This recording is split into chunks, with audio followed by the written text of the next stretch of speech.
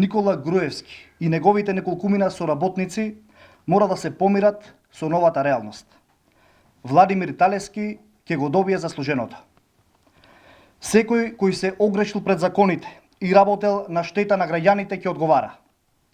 Тоа важи и за осумничениот за криминал градоначалникот на општина Битола Талески. Наивно е ако Груевски и соработниците верувале дека правната држава во Македонија нема да профункционира.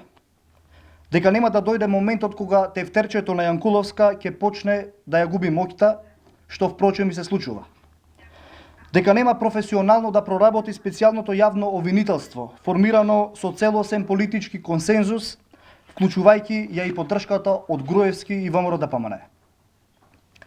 Веројатно Груевски и соработниците се збунети што судија по судија секојдневно се охрабруваат, застануваат на страната на граѓаните и на правдата и го вртат грбот на режимот.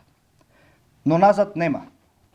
Очајни се обидите на Груевски и тоа преку други да го брани соработникот Талески.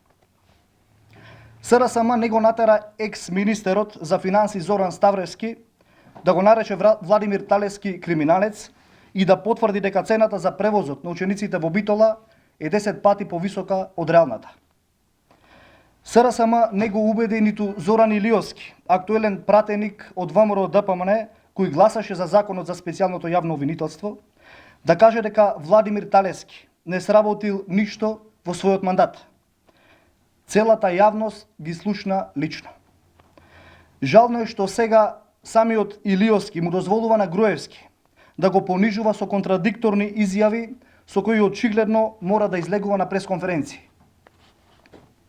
Бараме Битола да не биде заложник на Владимир Талески и затоа тој мора веднаш, од морални причини, да си поднесе неотповиклива оставка. Ја охрабруваме сите, посебно честните членови и симпатизери на ВМРО-ДПМНЕ. Не си го валкајте образот за криминалци.